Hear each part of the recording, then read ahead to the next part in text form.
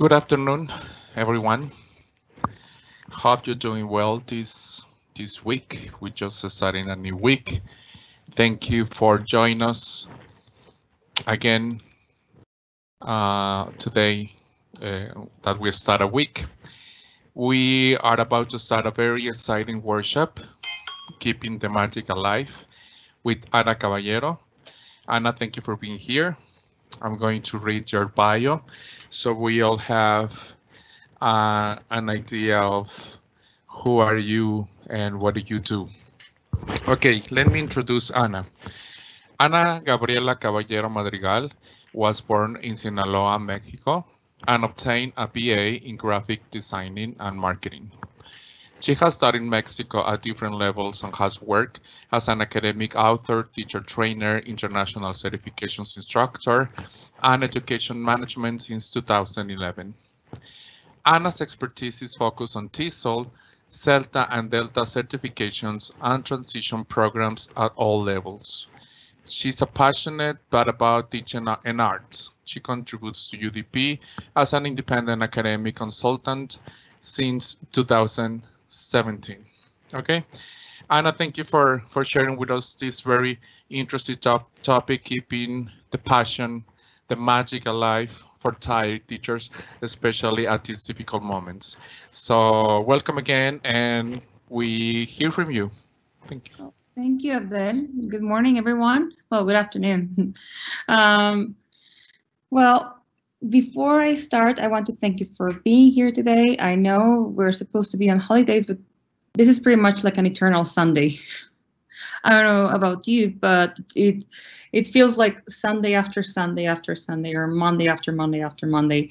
I don't know. It's a weird time lapse we're going through right now, but I think it's normal, right? We have to get used to the new normal. And here I am to help you with this special topic because I don't know about you, but I've heard many teachers suffering from burnout. And if you're one of those teachers, well, this workshop is for you. It was designed for you, and I hope you can take something from what I say and take it to your life and to your classrooms and to your future teaching experiences. Well, first of all, yes, keeping ourselves alive. Are you here? Where are you? Well, first of all, where are you guys from?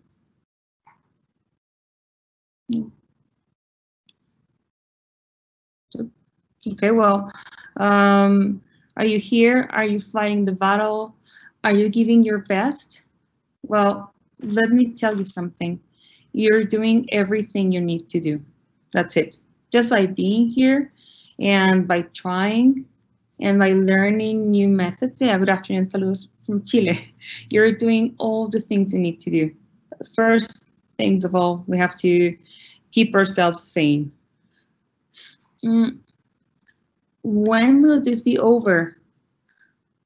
I would like to say 2 weeks, 3 weeks, 2 months, 3 months, a year.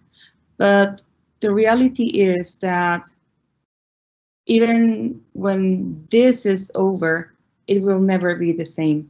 We are new teachers, new human beings. We have developed new strategies. We have developed new teaching skills that we didn't even know they existed. I never saw myself training teachers online, and here I am talking to a computer instead of being in a classroom. And I guess that all of you feel the same way. It is not the same being in contact, listening to your students talk, or having someone raise their hand and say, hey, it's your turn, you're next. But it's the way it is. And the beauty of this is that it will take the best from us. I can assure you that. Now, I will kindly ask you to close your eyes and think about your first day of school as a teacher. How did you feel? I'm going to give you around 30 seconds to go back to that moment and think how you felt, and write on the chat whatever you felt. Did you feel nervous? Did you feel excited? did you feel you wanted to throw up? Because I wanted to throw up. I was so nervous, but this is about you right now. 1 minute and type your comments, please.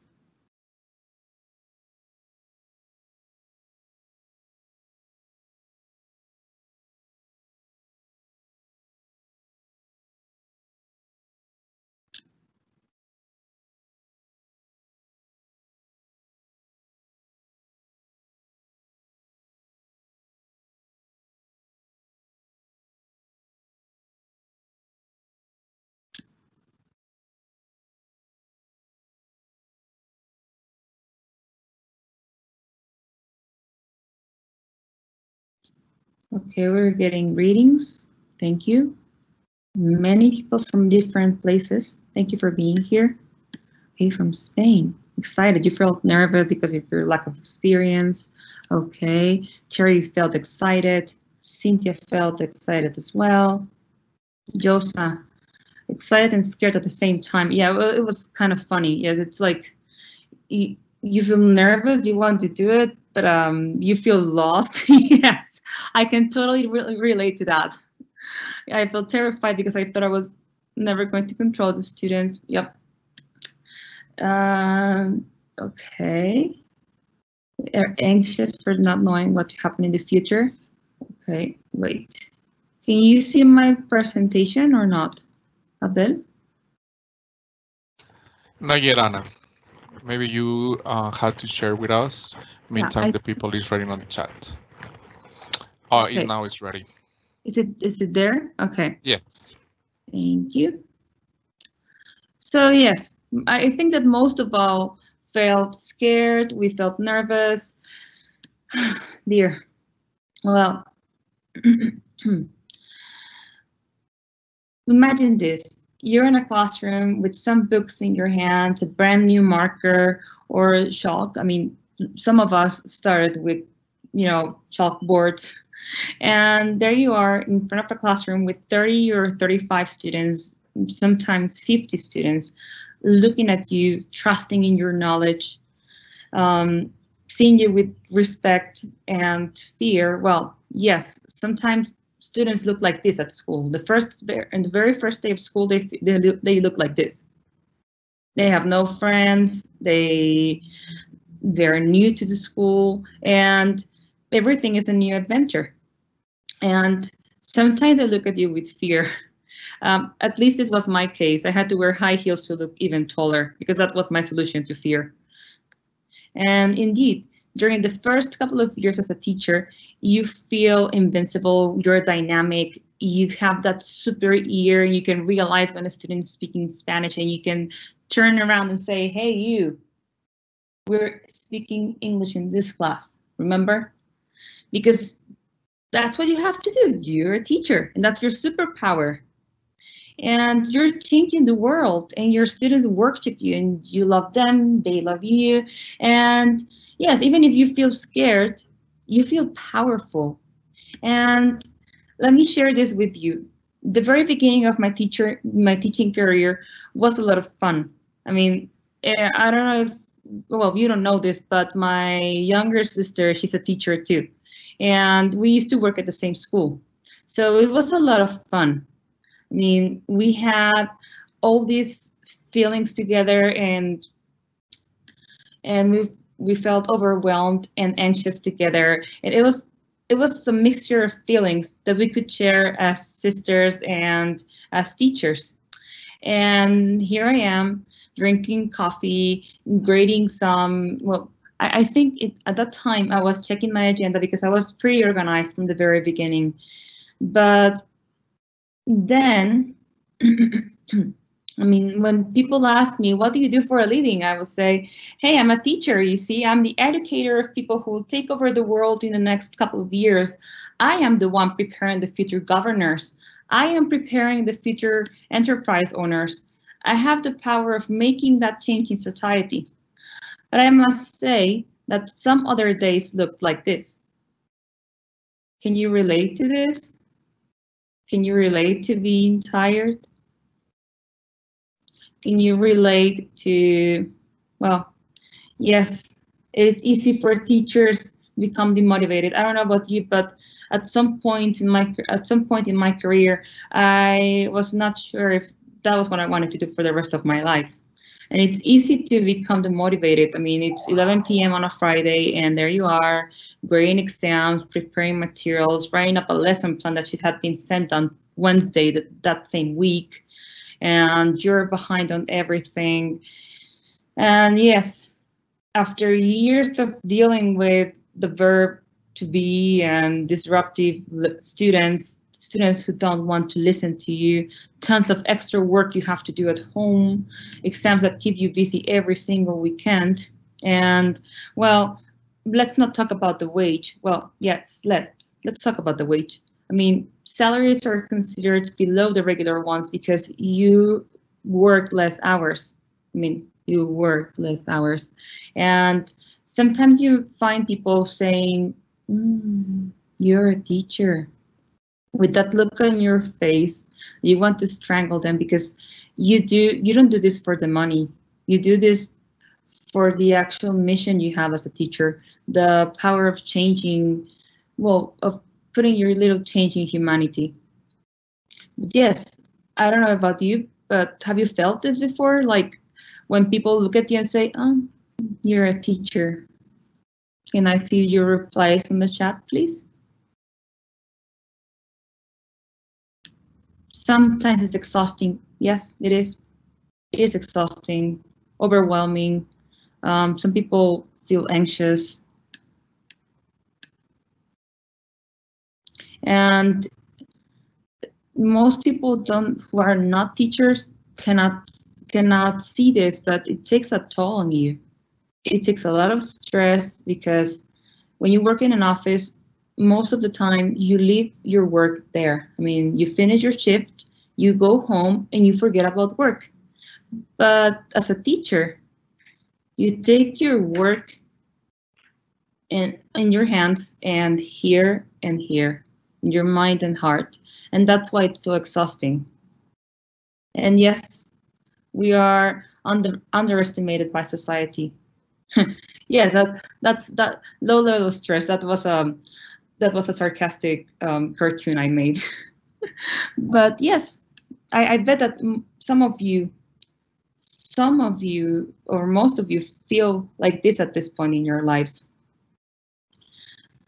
But now I want to ask you, well, let's talk about now. I mean, we already talked about the past. I shared a few experiences with you. And I'm going to give you 3 minutes to answer these 3 questions. Well, number 1, how long have you been teaching English? Number 2, how do you feel now? And number 3, do you sometimes wonder, why am I still doing this? 2 minutes so you can comment on the chat now.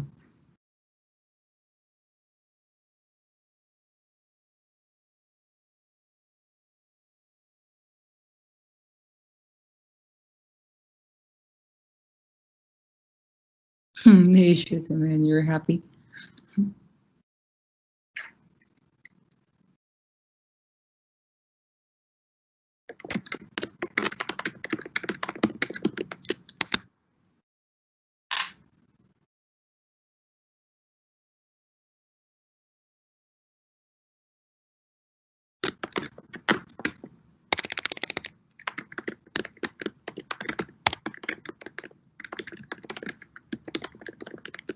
Okay.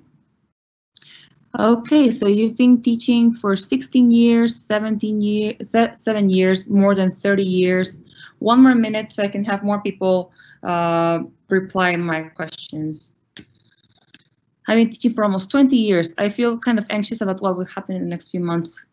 Sandra, I think we all feel the same.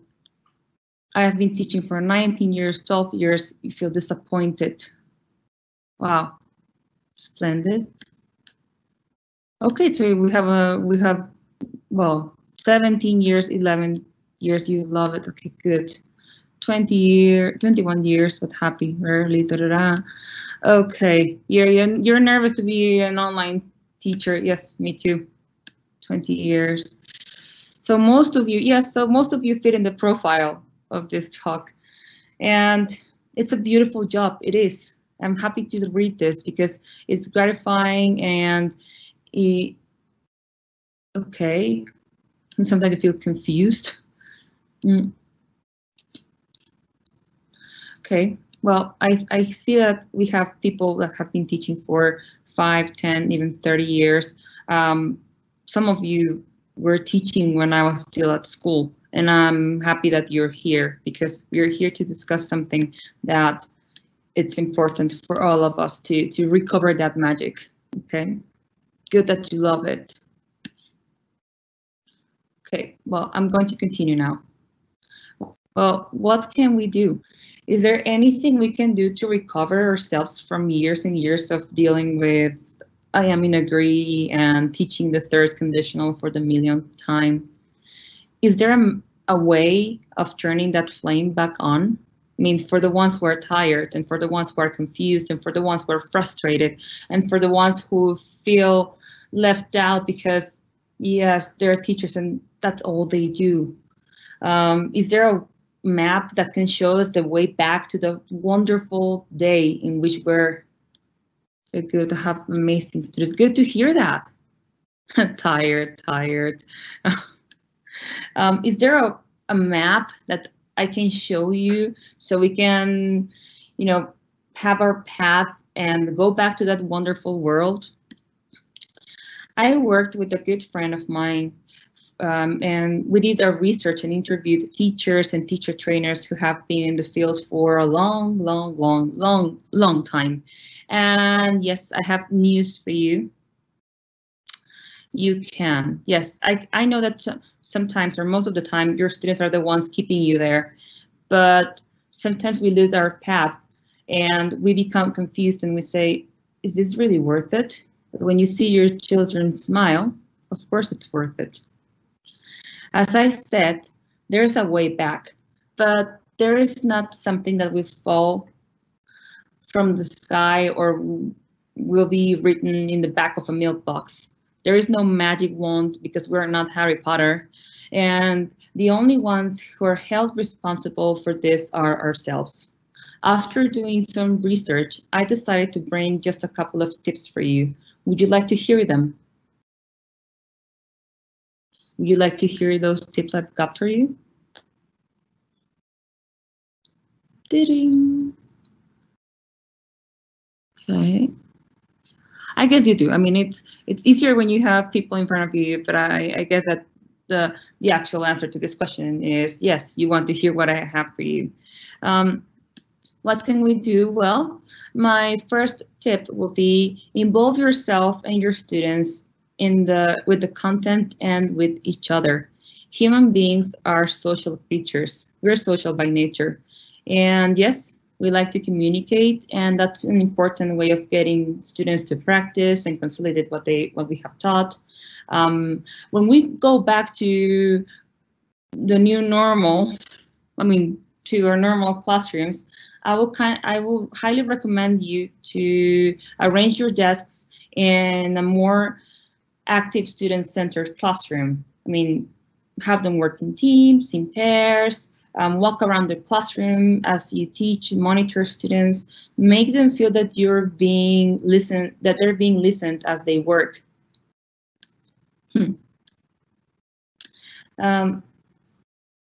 Knowing that you'll be next to them, it kind of like encourages them to participate, and this will help you identify their needs. I mean, now I have this picture of people having Zoom lessons, which is what we have to do now. I mean, Zoom, Teams, however you want to call it. But the point here is that you can still listen to your students and tackle to their needs. Try to find their weaknesses and their strengths and weaknesses and make them build on their strengths to feel more confident when working on their weaknesses. We can have an active classroom even if we are not in an actual classroom. I've seen friends and teachers doing wonderful online sessions in Zoom, well, in the beginning, it was a pretty shocking experience for all of us.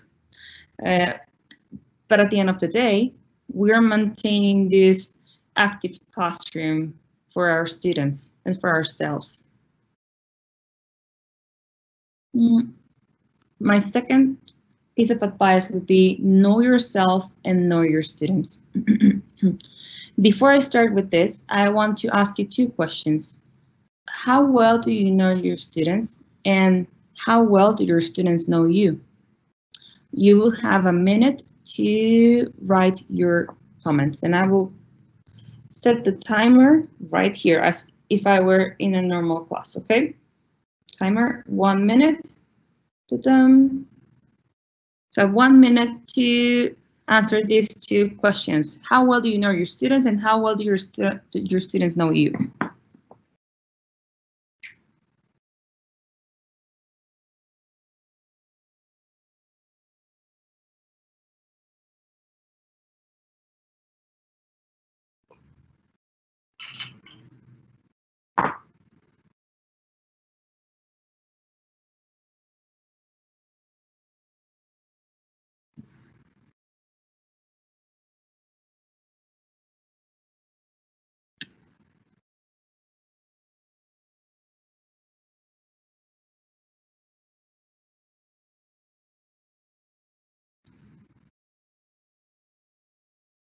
Very well to both questions, okay. From Ecuador, 7-5.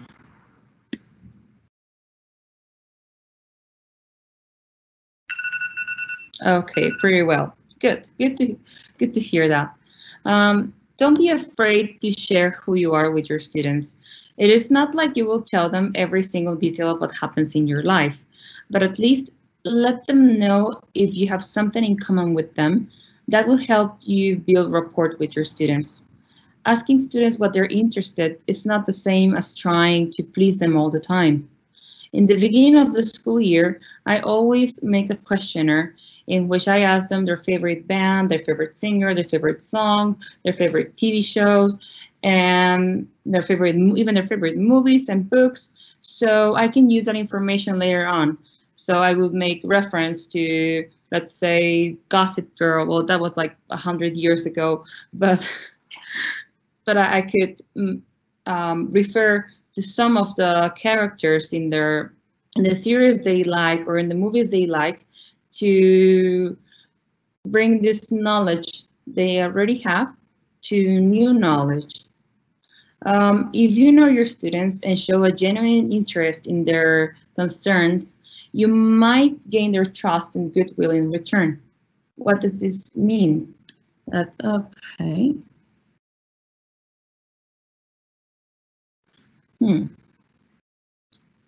What does this mean?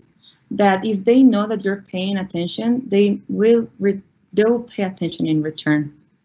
And they can give you a valuable source of information that could help you modify your approach. I recommend you to keep data about your students' progress. I mean, make notes and don't forget their names. Okay. Yeah, I used to have teachers who used to tell me the story about their lives, but I didn't learn nothing academic in those classes.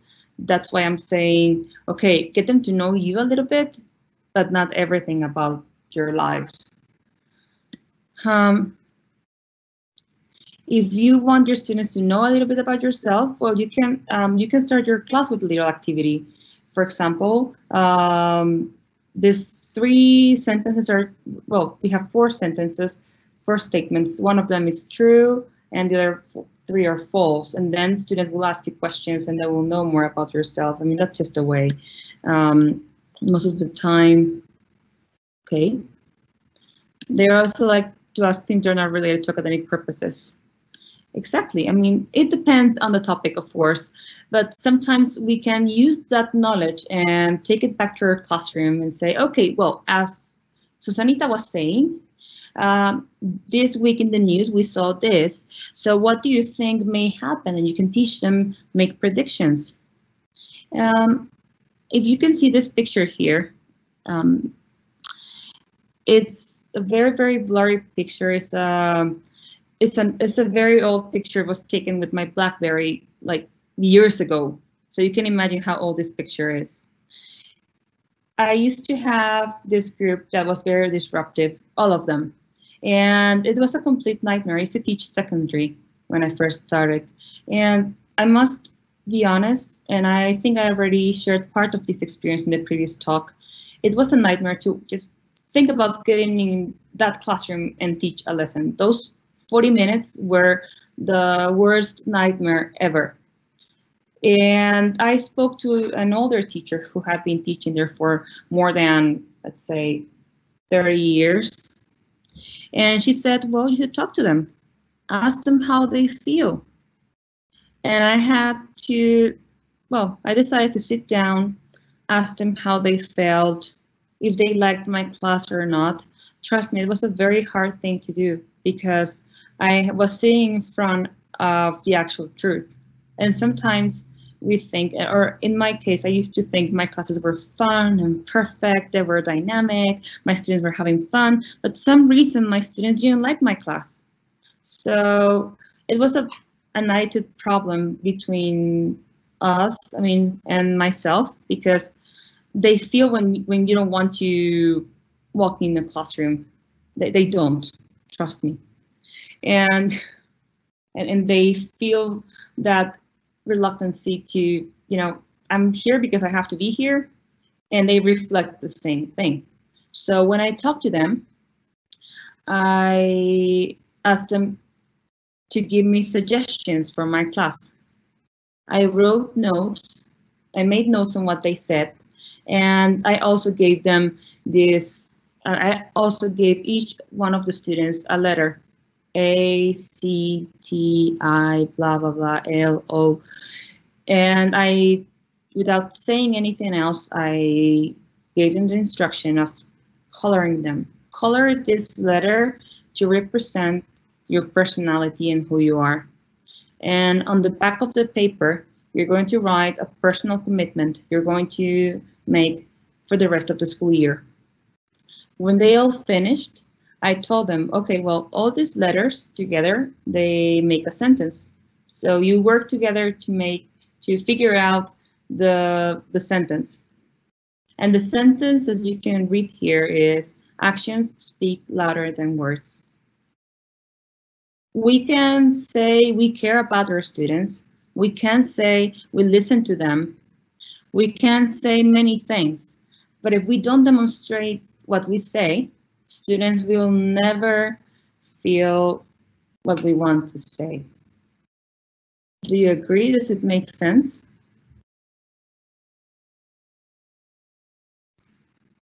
Okay, moving forward. Go back to school. Okay, well, before I, oh, thank you, that's a good idea. Very interested. You like the topic, good, thank you. Well, go back to school. I am not talking about go back to your 4 years bachelor's degree on ELT or special education, psychology. No, I'm talking about short courses, something you can deal while teaching, because I know that apart from school, you have a life. You have a family, some of you have, well, most of you have children, some of you are studying your bachelor's degree or are already doing something to educate yourselves. And here in the cartoon, I drew a friend of mine who's been teaching for more than 20 years. She has taught in Russia, she has taught in many countries, and she's still taking short courses for professional development. And her husband once asked her, honey, why have you've been teaching for 20 years? Why are you still studying? I mean, something we know is that we don't know everything, and we can always continue studying, and that will reflect on our teaching practice, because the more we learn, the more able, the more skilled we'll be to teach. It is not going to be easy because of time constraints, but learning new strategies, attending to webinars just like this one, will help you with professional development. As teachers, we know this. We love learning, and we never stop learning. Now, let's make a plan for this. What is the next thing you're going to learn? I'm going to tell you about a teacher. I was a teacher trainer for a course in Guadalajara. I think this was like 2 years ago. And we had this group of 150 teachers from the Ministry of Education. And one of the teachers came to me and said, you know what? I don't like teaching. I'm only doing this because I was living in the States. I learned English, and that was the easiest opportunity to have a job here in Mexico because I want to be with my family. He was deported. And I looked at him and said, well, you're taking this course, try to learn something and try to find a meaning to what you're doing.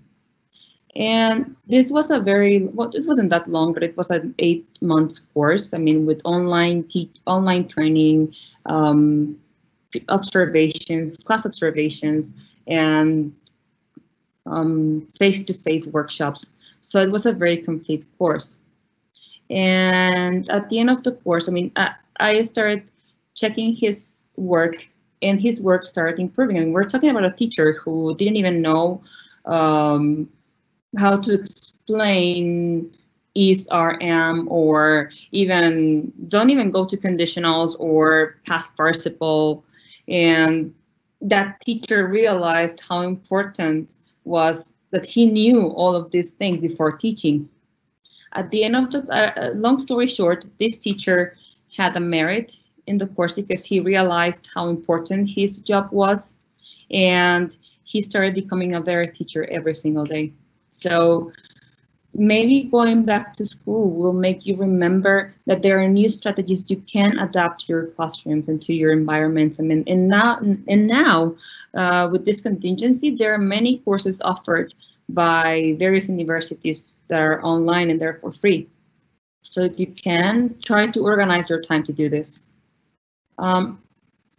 Another tip I would like to share is set the goals for reaching standards. Yes, we have to complete the program, but what else? The first question, I will give you a minute to answer. What else do you, what are your goals in your class? What are your students' goals in your class?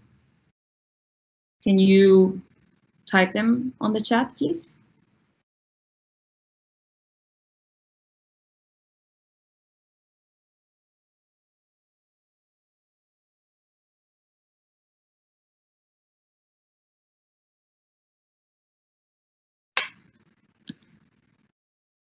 While you type your comments, I will copy and paste some comments that I've found very interesting, so we can go back to them at the end of the workshop. Is that okay?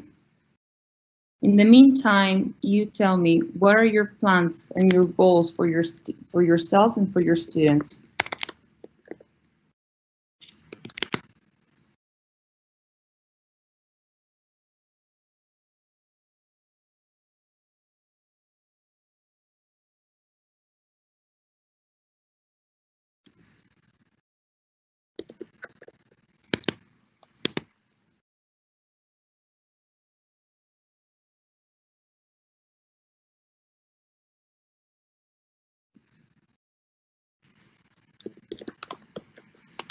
Yeah, this is me typing. Okay, so what are your goals? Okay, just pass the subject.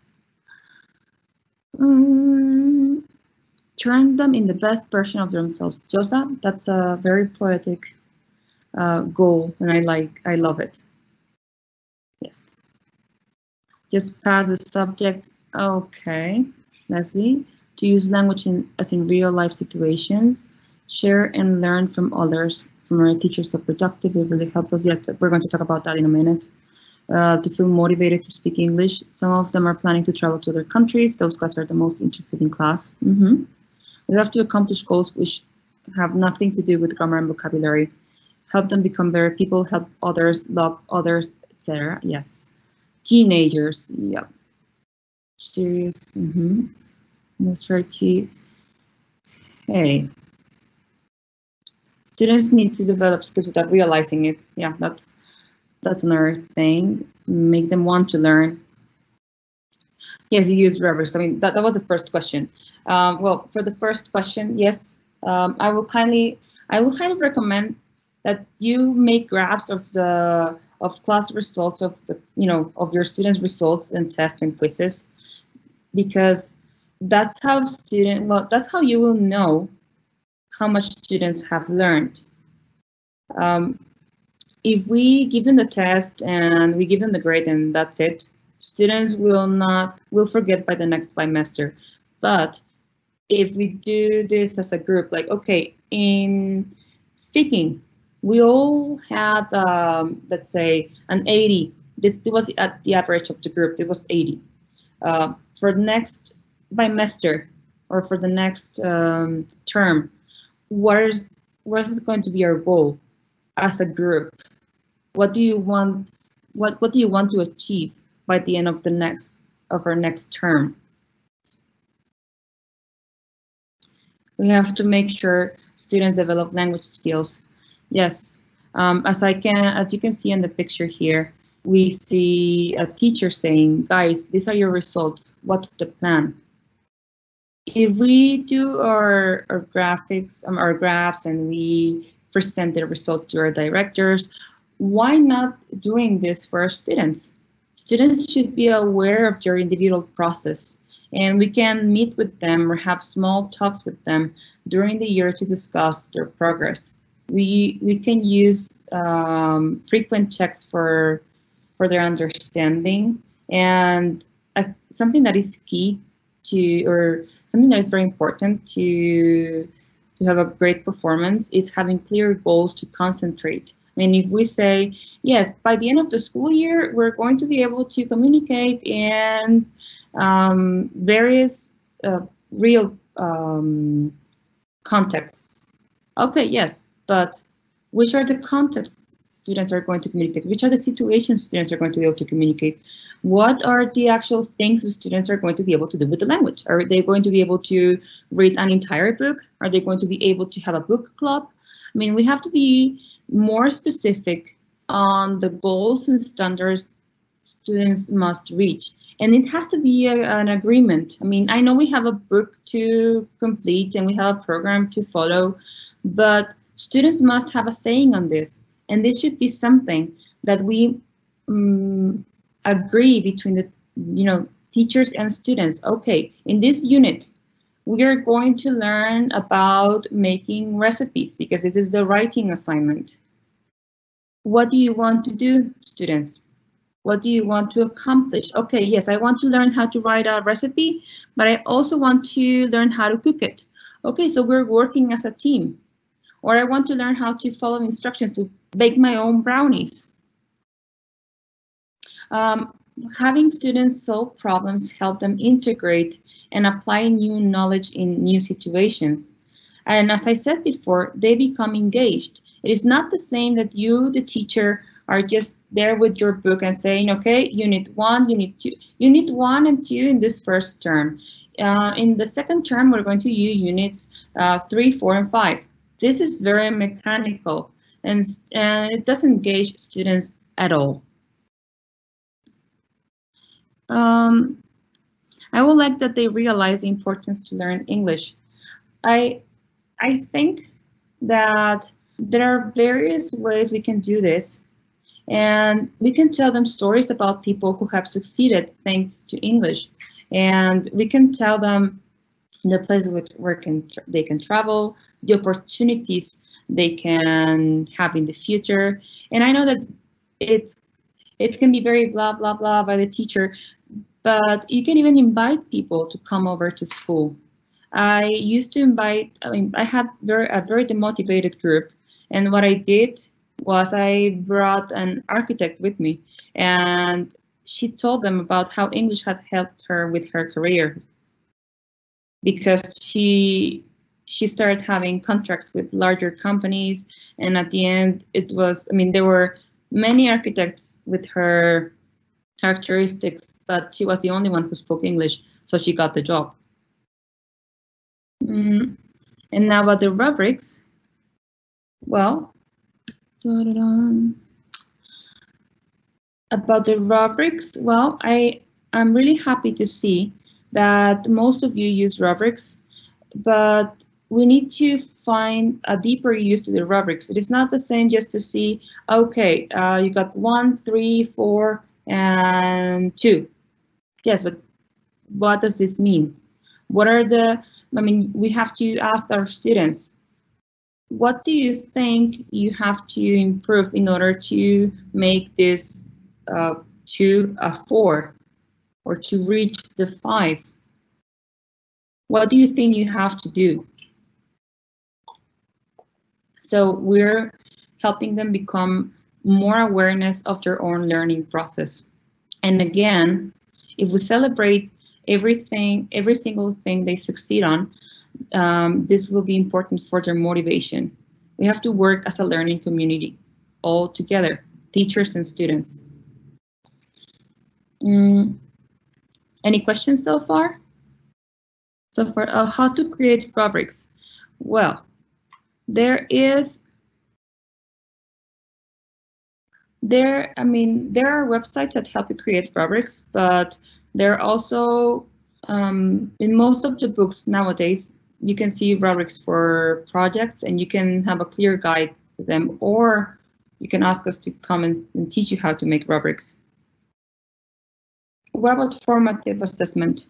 Well, that's a very interesting question. And I think that this is part of what I've been saying. I mean, if students are aware of their strengths and weaknesses and they get to work on their weaknesses, they little by little they will improve in their performance. And as I said before, if we communicate their setbacks and if we encourage them to improve, well, we're practically doing formative assessment. It's day by day. It's not something that you just put on a piece of paper and that's it. No, it's more like it's a part of the learning process. Okay. Any questions before I keep moving forward? Nope. How are we doing? So far, so good? Okay. I will continue. Subscribe, surf. I will recommend you to subscribe to a professional journal, surf the net. We didn't have this in the past. When I started teaching, there was there were no websites or blogs of teachers sharing their ideas or their experiences. Rubrics can be formative assessment, yes. For school.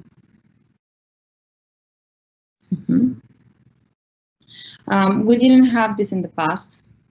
Every journal, online journals are full of new teaching ideas and lesson plans. I'm not saying to download the lesson plan and take it directly to your classroom. I'm saying, okay, you can steal some ideas and adapt them to your class, and of course continue with your program.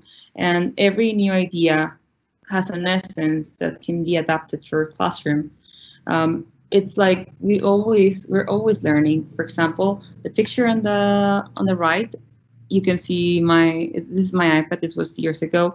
I wanted to teach my children, my students, proper pronunciation, and I was struggling with some phonemes. So what I did was I read Adrian Underhill's book, and I went online. He's on YouTube, and he teaches you a very organic way of teaching sounds. And he makes you do this with the sounds in E. He has this class of students, teachers in that moment, and he's teaching them how to pronounce different phonemes. And it took me a while to understand it, but at the end of the day, I subscribe to his channel, and I keep learning new things every day. Any questions so far? Okay, rubrics can be used as formative assessment, yes, and sometimes you have to do a rubric for each activity in the class. In primary school, there are many integration problems. Well, yes. Nowadays, this has become even more difficult because of our society situation. However, what we can do is offer them a nice experience when learning English. That's all I can say. I mean, it's not like you're going to walk in and make everything perfect or make students integrate themselves. But what can I tell you is that the moment you walk in with a smile on your face and students feel comfortable with you and they feel confident speaking English with their classmates, something is going to happen at some point, something good. And if you, as I said before, when I was talking about maintaining an interactive classroom, well, let's take it here. If your students are having problems integrating in the classroom, what you can do is make them work with different classmates. Sometimes they may like the classmate they're working with, sometimes they may not, but they know that they will work with someone different the next day. And yes, I completely agree with Anonimo, who says only what is measured might be, I would say, can be improved. Because if we don't measure, the name of the channel is just YouTube, Adrian Underhill. I will post it at the end of the talk. Okay. As I was saying, well, try action research. Action research involves investigating and analyzing your teaching. I know that it's not easy to observe your lesson because you cannot record your lessons all the time. But what you can do is use your phone, record yourself. I mean, not video, but just the sound, your voice, and listen after your class. Listen to yourself. Listen to what your students say. Listen all the times that students say, "Teacher, I don't understand, I don't know what to do," or students who actually understand what to do but are not working, disrupted learners. Listen to that carefully and check if what you're doing is right or not. That if you're giving the clear instructions or if you're making your class interesting, because I've always said, as I have always said, it is not the same to start a class with, today we're going to teach, today we're going to learn simple past. Let's talk about what we did last year. Do you remember?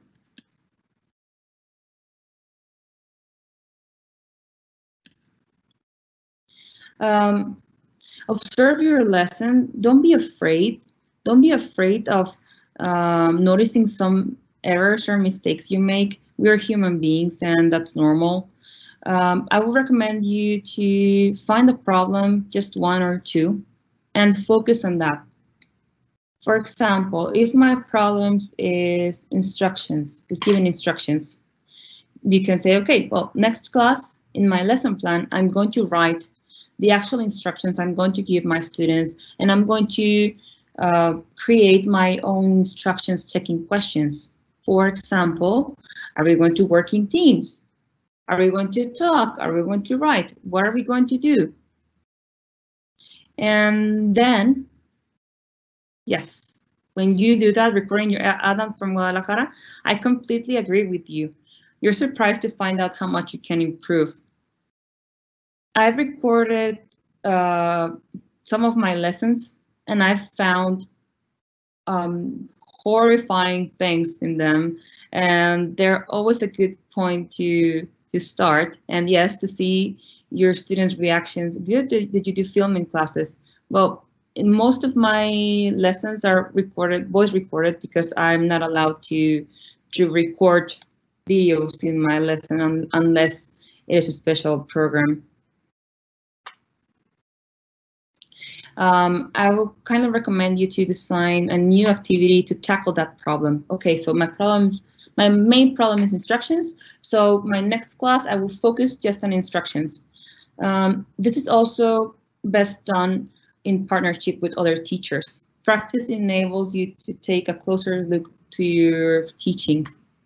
When you have done some research, you can use it, be flexible, and think about how your experience as a researcher may benefit other teachers. I mean, if you have done this, you can even start a blog. As teachers and coordinators, we have many things to control in order to achieve your goals. What about your own objectives? Exactly. Okay, I'm going to Moni Romero. Hey, Moni. I think I know you. Yes, we do have many things. Well, some of you are coordinators, some of you are teachers, and I've experienced both. I've been a teacher and a coordinator, and I will definitely say to wait. I will tell you, wait until the one of the last slides, because I'm going to talk about that in a moment. Okay. Yes, observe your own teaching, reflect on your teaching practice. And what I usually do is that, I mean, whenever I teach a class, I sit down. I may cry. Well, I don't cry because I'm from Sinaloa, okay? But I reflect on what I did, what went well, and I try to avoid saying, well, the students were not engaged. Students were bored. Students didn't understand my class. Yes, but what did I do to engage them? What did I do to help them understand what I was saying? It's not about whose fault is this. It's more about what can I do as a teacher to make this class more engaging, to make students feel more comfortable or more confident when practicing. And some of the projects that I've been wanting to work for a long time is starting a blog. Some of my friends already started one, and they share experiences with different frameworks, and they also share videos of their classes. And I will definitely recommend you to just Google, teach test or PPP or skills-based lesson, and find videos, analyze them, and see what you can take into class. And action research is, okay, well, I'm taking this research to my classroom, and is it working or not? Because remember, we cannot use the one-size-fits-all formula. It is not the same. As I said in my previous talk, I used to have these 3 groups, A, B, and C, and it was crazy. Well, not crazy, it was just unbelievable. All the changes I had to make in order to fit the same lesson to these 3 groups, because they were all different. Another idea is, well, steal or borrow ideas from your peers. A few years ago, I was a coordinator for a private school, and there was this project based on peer observations. So you can imagine doing all this logistics, working on the logistics to say, okay, this teacher is going to observe this other teacher, and I'm talking about 16 teachers who had to observe each other in 2 weeks. At the beginning, I heard and saw teachers complaining and whining about being observed by someone else. Some even were telling me, Anna, I am already observed by the elementary coordinator, by the English coordinator, the nuns, the priests at school, the guy from the editorial. I mean, who else? Why do I have to be observed by another teacher?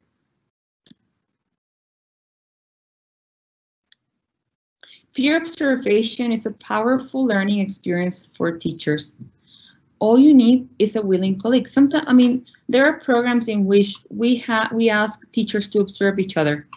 But right now, I'm talking to teachers from all over the world who are willing to go back and fall in love with teaching or take the routine. I mean, stop being bored when you teach. And something that could help you is, well, stealing ideas from your colleagues. You may find something you like, you may find something you don't like, but instead of giving negative comments, I will always say, give recommendations, give suggestions. It's not like, oh, you presented this and you didn't do that. It's more like, what can I do to help you? Because we're colleagues and we're in the same boat together. As I said, all you need is a willing colleague, someone who wants to do it, agreement to meet before and after the observation and reflection, because this is very important. I mean, when someone comes and observes your lesson, you should be getting feedback from this. Even if it's a short oral feedback and then a written feedback or just oral feedback. I mean, it depends on the purpose of the observation, and you have to give yourself time to do this. All teachers have their own magic tricks, and most of them are willing to share. Sorry, as I said, I was a little bit sick. Don't worry, it's not coronavirus, but we're still here. Okay. Teaching lunches with colleagues.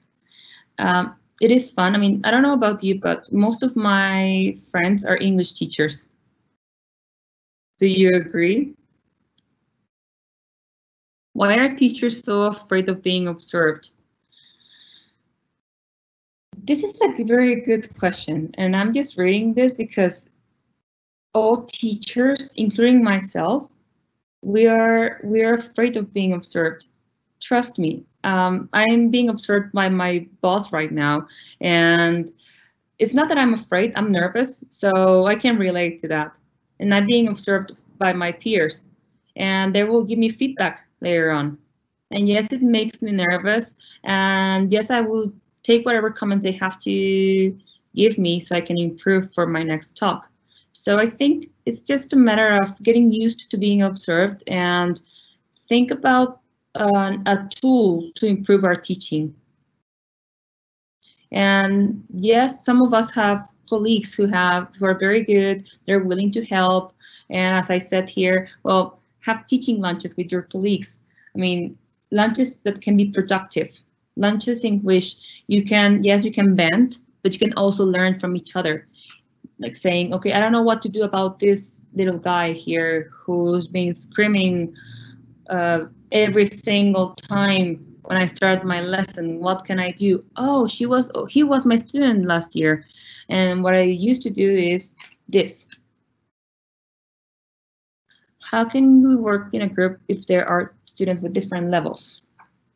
Okay, I will leave this question to the end. I'm going to copy and paste it on my Word document.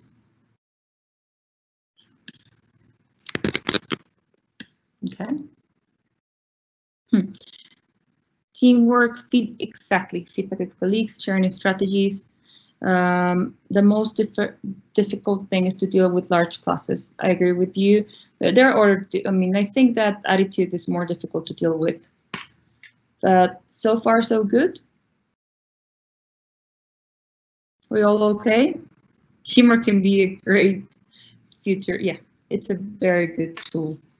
But in order to continue, another suggestion I've got is using learning styles or preferences theory. I mean, I wrote down preferences in parentheses because according to Cambridge, they are not called learning styles anymore, but whatever. I'm going to ask you these two questions. What's your learning preference, and does it affect the way you plan your lessons? You will have a minute to answer.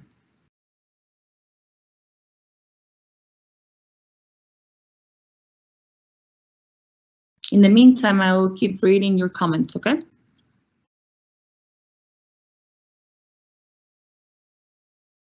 One minute.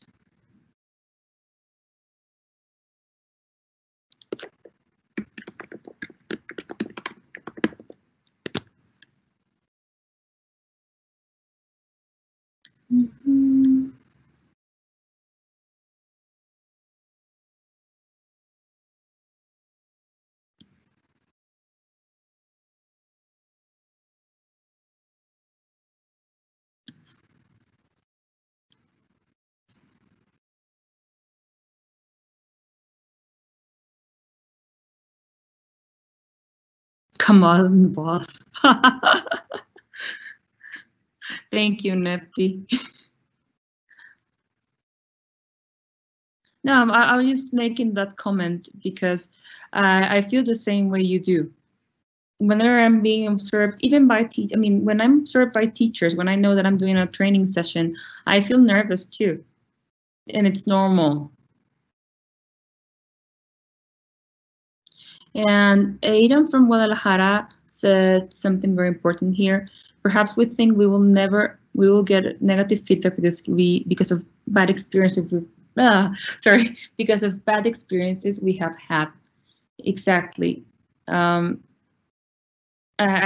had feedback a couple of times, very, very bad feedback, and I learned from that.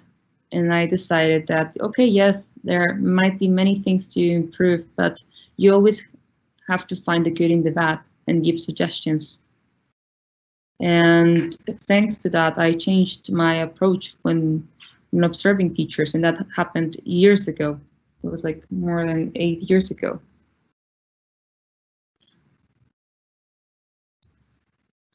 Can you tell me if these learning styles are updates with what? Digital resources?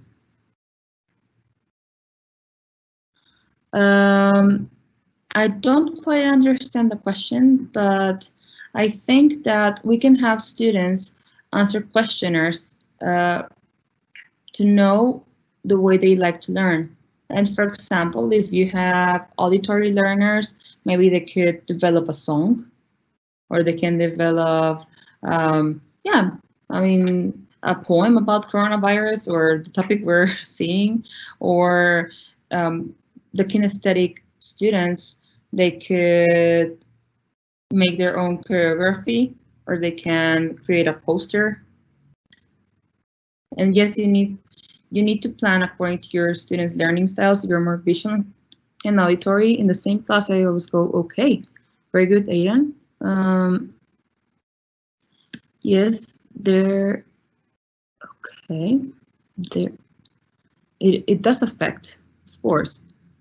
The combination, you're visual. Yeah, most of us are visual, kinesthetic. My learning preference is auditory. Kinesthetic, because most of my learners. Good. Okay, so how can I teach a deaf student? Okay, Alejandra, this is a very good question. We're going to have a talk, I think, next week for inclusion in the classroom, and Ceci is an expert on this topic. I mean, teaching deaf and children with special needs. But going back to the topic,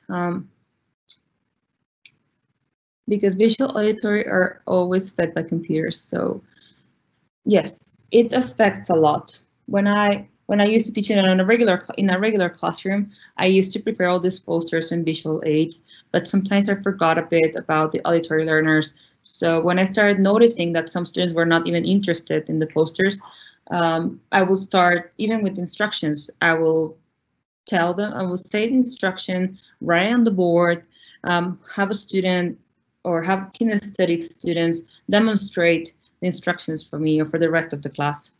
Knowing about learning styles helps you to better understand why students succeed and why they don't.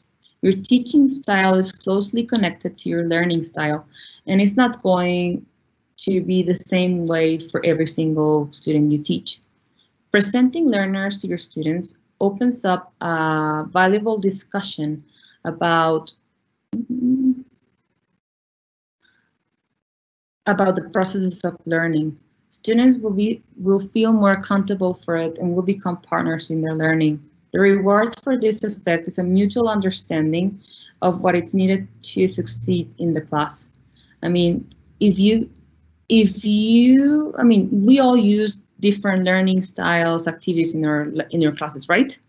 But what if we have students become aware of their learning style?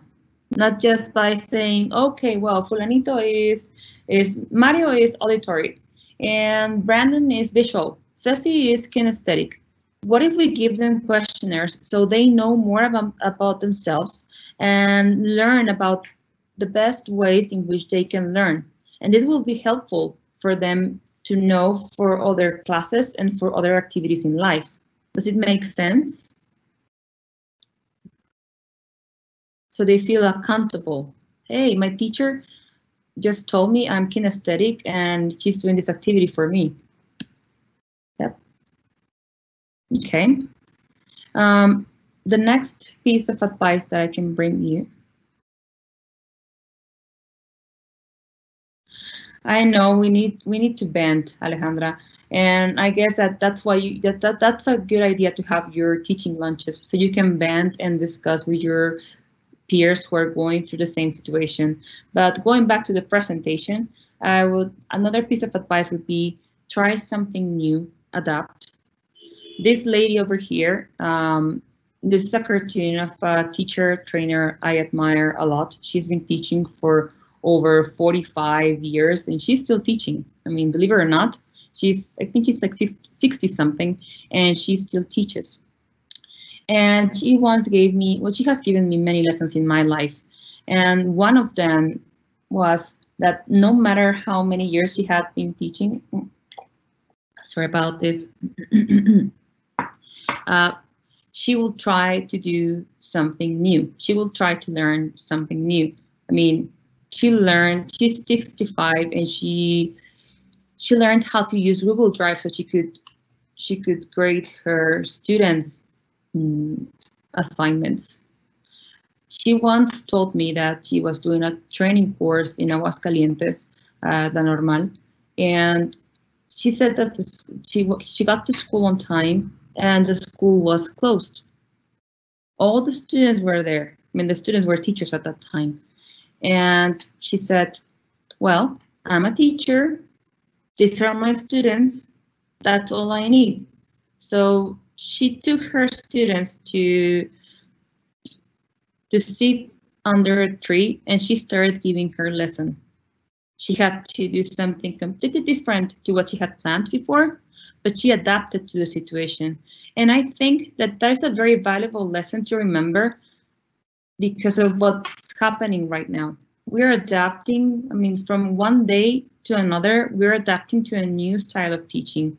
No one signed up for this. No one told you at the beginning of the school year, and no one told the students that they will be being taught online for the rest of the school year. But what I can see now, I mean, by you being here, is that teachers are truly concerned about what to do in order to improve their teaching practice.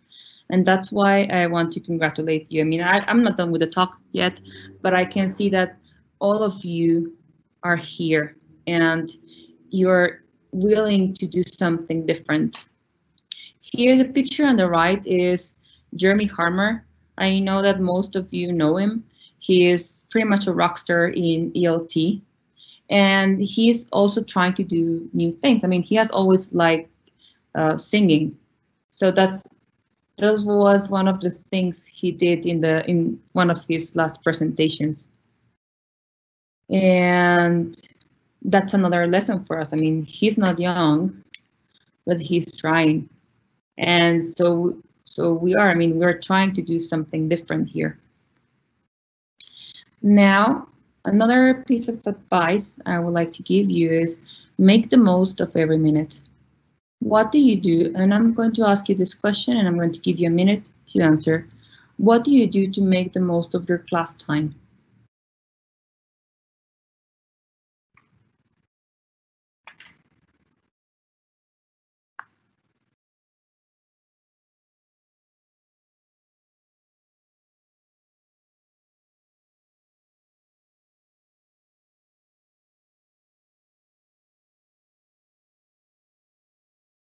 Okay. No? What do you do?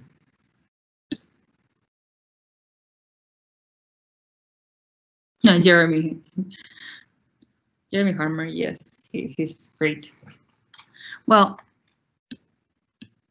where are your comments? We have to update ourselves.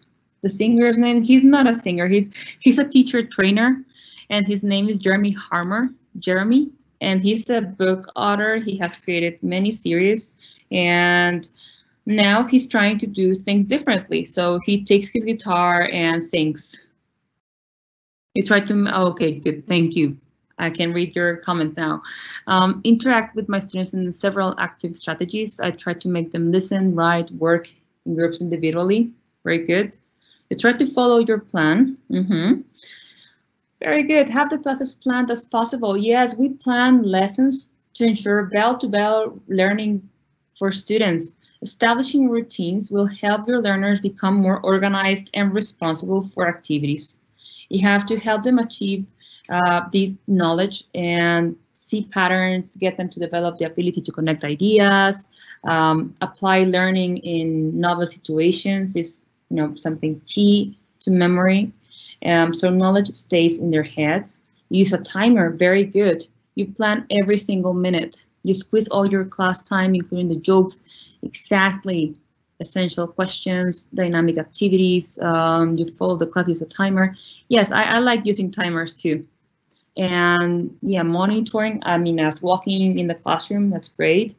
Wrap up short games, exactly. I mean, you plan your lessons. I mean, that's the main thing. If we plan our lesson and we have to be realistic, and I think, I mean, if you were not here, if you were here, you're listening to this part, but we have to be realistic with the time we're assigned to teach.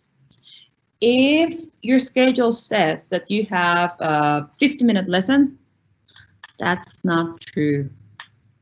Because those 50 minutes include the moment you walk in, the moment students are taking their materials out, the moment they're trying to make everyone quiet and set the mood for the lesson, and suddenly you're there. And you only have 20, well, from those 50 minutes, you have 40. And then you have to finish before, because you have to perform your wrap up and students have to complete a communicative activity. And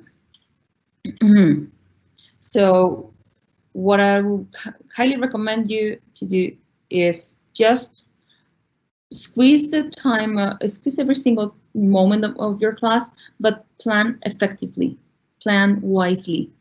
I mean, if you plan to check students' answers or books, they can do this in teams or in pairs, and you just monitor what they're doing. And you can make notes on the most recurrent errors. Yes, routines are very important, and you can. There are tests to have groups work in different learning styles. Games, music, yes, those are good strategies too. But what I want to say is that everything comes from the lesson plan, and every single group is different. And even if you're teaching the same topic to 3 different groups, it's not going to be the same. Students are going to react differently. It's not the same to teach a class at 7 in the morning than a class after recess, and you know what I'm talking about. And it is not the same to teach that last class before students go out, from school. Okay, I'm going to keep moving forward. Connect with other people. Well, how do you connect with your students? What am I going to learn from you today?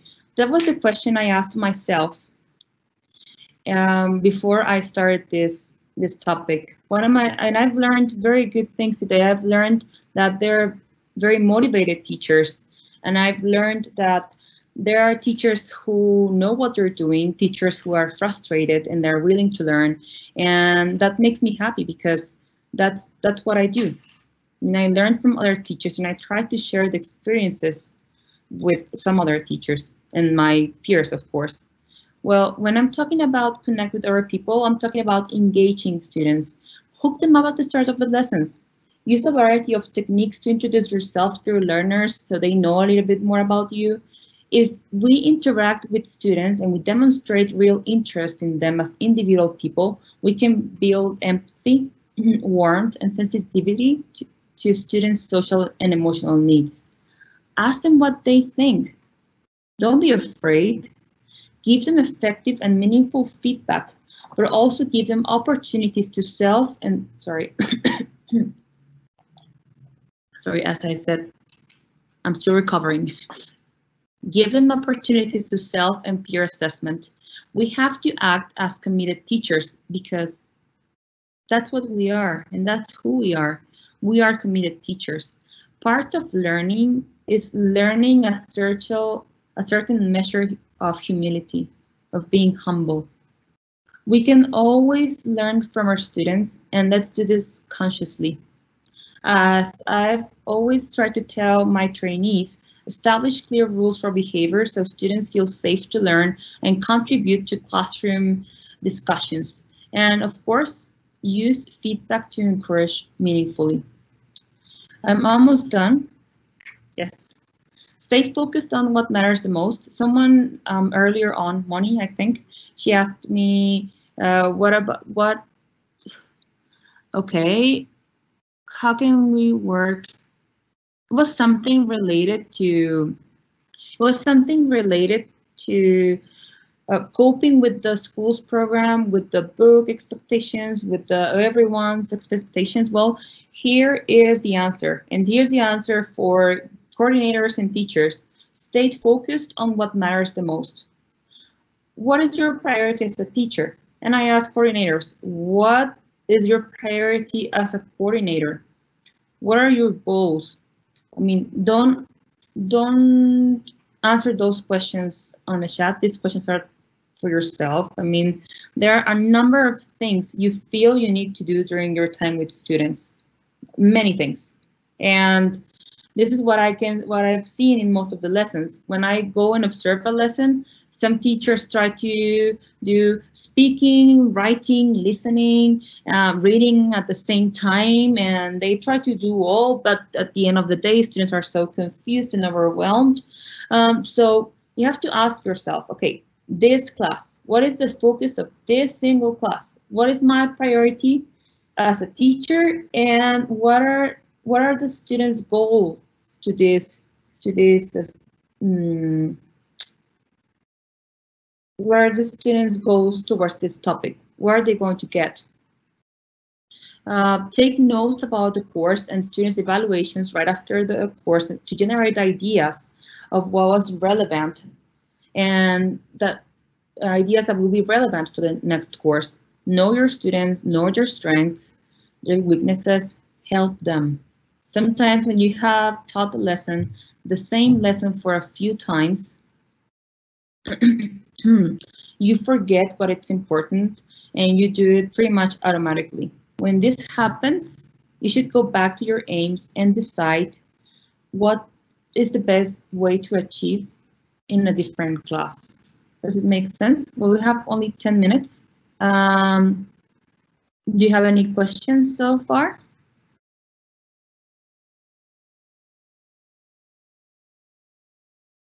Priorities, exactly. We have to take care of priorities. Okay, now, as I said before, my sister and I started teaching more than 10 years ago, and something that I want to share with you is that you have to teach from the heart. I know you do this, and it broke my heart when I was seeing all these teachers leaving their classrooms to go home and learn a new software and teach. They're trying to make the best teaching experience from their classrooms. And this is her. I mean, some of the tips that I shared with you are tips that I have observed in her. I mean, and I have observed in myself and other teachers that we want to prepare to become better teachers. For in this case, I prepare every single day and I read more and more and more, because my mission to this world is prepare teachers in their professional development. You have a very important mission, and I know you do this from the heart. And well, another thing I wanted to learn to share with you is, well, as a summary, teach, encourage, praise, guide. Right now, we are guiding, and we are inspiring students, and we're inspiring other teachers, because as I said before, no one signed up for this. No one did. But here we are in the front line of the battle. And well, Another one. Good teachers teach, great teachers inspire. I think that in 20 years from now, people will ask us, what were you doing that time when that crazy virus started having this crisis in the world? What were you doing?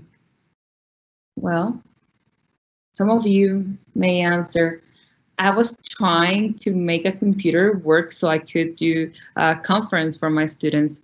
I was recording videos to help them learn English. I was trying to figure out how to use Facebook Live to teach a class. Because you're part of history. We're all part of this moment in life. And as I said before, this will change our minds together. Exactly. Now, I want to ask you, how do you feel now? What are you going to do to keep that magic alive? I'm going to give you 2 minutes to write on the chat and see if any of the things I shared with you are useful to you. I hope they are, because I spent a lot of time doing my research to find something that would be helpful.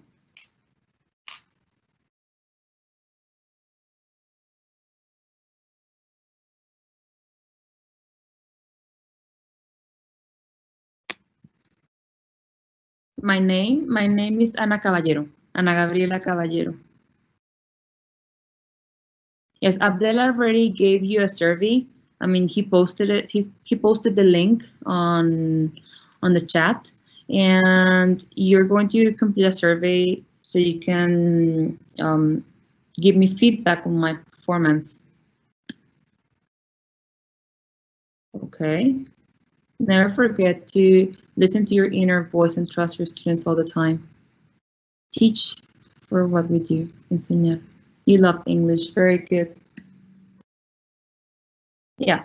Here is the link again. Thank you, Abdel. Be interactive. Very good.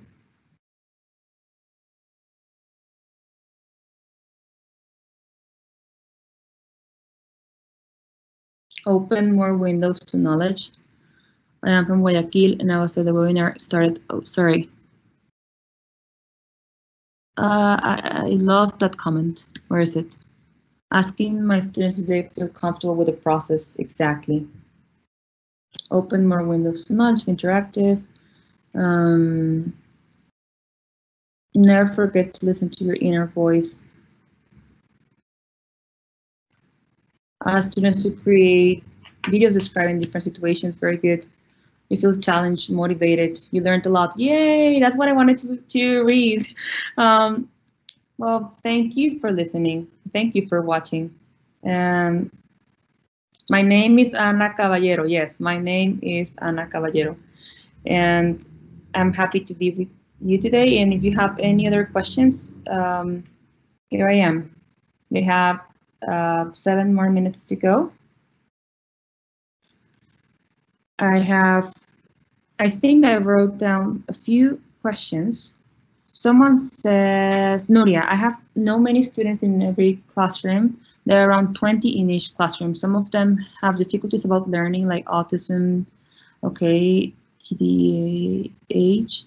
Okay, Nuria, as I said before, there's going to be a talk about special needs, and Ceci will talk about that topic. She's the expert on that. Okay, how can we work in a group if there are students with different levels? Well, if we have students in different levels, this can work in different ways.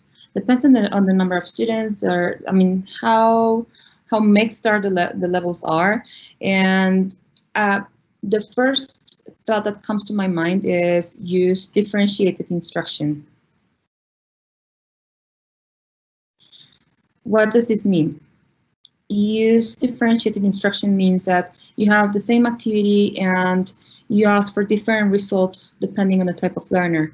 Sometimes you can't have students work together, for example, a stronger learner and a weaker learner. So the stronger learner helps the weaker learner, or you can have weaker learners work together and you can monitor them closely, and you can have stronger learners work together, and they don't need you to monitor that much. Does that make sense? It depends on the approach you want to do. Okay, thank you for sharing this information. Hello, people from Peru, Ecuador. Thank you for being here today. Any other questions? It was very interesting. We're teachers. To keep the magic alive, exactly. This is the longest relationship I've had teaching. I mean, I used to think my phone company relationship was going to be the longest one in my entire life, but no, teaching has been the longest one. And I'm here to motivate you, and I was here to give you tips and to share some of my findings so you can continue with that magic that happens in the classroom. Well, thank you very much. Abdel, is there anything you want to add? Yes, Anna, first of all, thank you for sharing. And for the people out there who were asking questions about the workshops we're gonna have soon, I'm going to try to share the calendar so you can all be aware what's gonna be next on our workshops. And I would really appreciate your comments and all the questions you had. They were very, very useful. Let me see if you can actually see it. Okay, you are seeing on the screen the calendar for our next sessions. This week, we're gonna have sessions until Wednesday for English and Spanish workshops. And starting also next Monday, we're gonna also have more workshops for you. We really appreciate your participation. Please answer the survey. It's the link is on the chat box, so you can always access. Remember, this workshop was called Keeping the Magic Alive. Ana Gabriela Caballero, she was our speaker. And please share this information with all your colleagues and friends out there to spread the word about the workshops. We're very happy to continue helping through this way. All right, so thank you again for being here. Stay safe. Thank you, Anna, again for your time. And I see you tomorrow. Tomorrow we have our topic experiential learning at the same time. Be in contact with our Facebook page for Dayton University Publishing, for Grupo SM as well. In all the countries we have presence on Facebook pages, on social media. We will post more information about our workshops. So thank you. Be safe. Have a nice afternoon, and we will see you tomorrow. Thank you, Anna. Bye-bye. Yes, Anna, you want to say something? Yes, just before, I just wrote down on the chat the name of the phonetics guy. I mean, the one I mentioned in the video, Adrian Underhill. You just Googled his name, and you can find many videos of how he teaches phonology, and this will be very helpful for us as teachers as well, because sometimes we have problems with different sounds and how to teach them. So here's his name, Adrian Underhill, and he's pretty good. I highly recommend him. So thank you for paying attention, and I hope to see you soon, guys. Bye-bye. Bye-bye.